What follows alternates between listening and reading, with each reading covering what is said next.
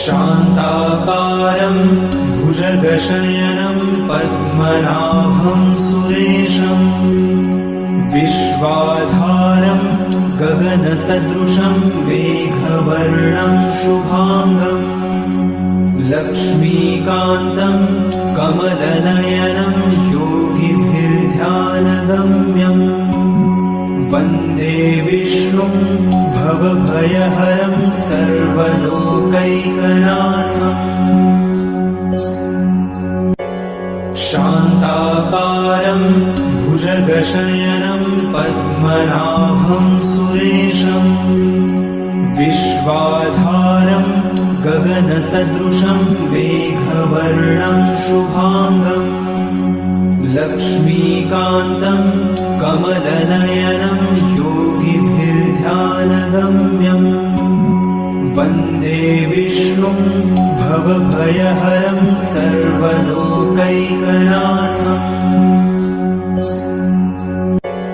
शान्ताकारं भुजगशयनं पद्मनाभं सुरेशं विश्वाधारं गगनसदृशं मेघवर्णं शुभांगं लक्ष्मीकान्तं कमलनयनं योगिभिर्ध्यानगम्यम्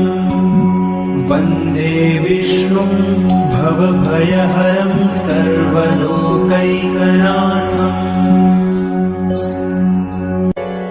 शान्ताकारं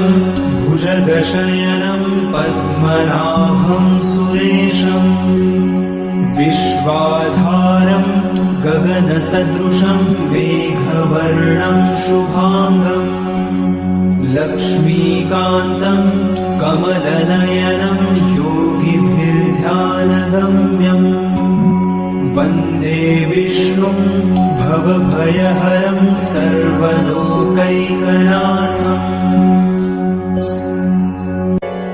शान्ताकारं भुजगशयनं पद्मनाभं सुरेशं विश्वाधारं गगनसदृशं मेघवर्णं शुभांगं लक्ष्मीकान्तं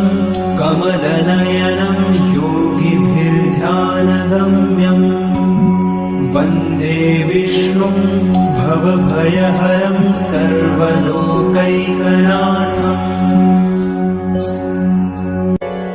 शान्ताकारं भुजगशयनं पद्मनाभं सुरेशं विश्वाधारं गगनसदृशं मेघवर्णं शुभांगं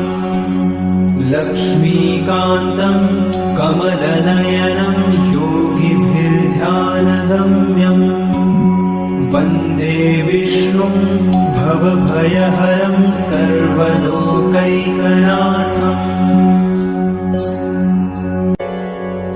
शान्ताकारं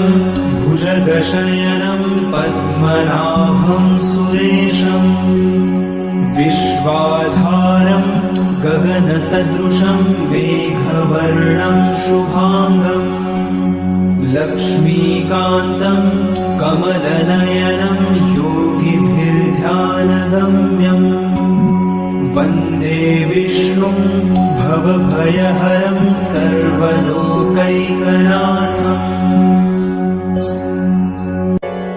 शान्ताकारं भुजगशयनं पद्मनाभं सुरेशं विश्वाधारं गगनसदृशं मेघवर्णं शुभांगं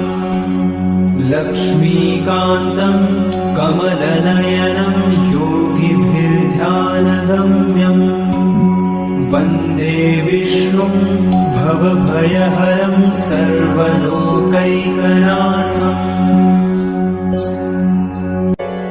शान्ताकारं भुजगशयनं पद्मनाभं सुरेशं विश्वाधारं गगनसदृशं मेघवर्णं शुभांगं लक्ष्मीकान्तं कमलनयनं योगिभिर्ध्यानगम्यम् वन्दे विष्णुं भवभयहरं सर्वलोकैकनाथम् शान्ताकारं भुजगशयनं पद्मनाभं सुरेशम् विश्वाधारं गगनसदृशं मेघवर्णं शुभाङ्गम् लक्ष्मीकान्तं कमलनयनं योगिभिर्ध्यानगम्यम् वन्दे विष्णुं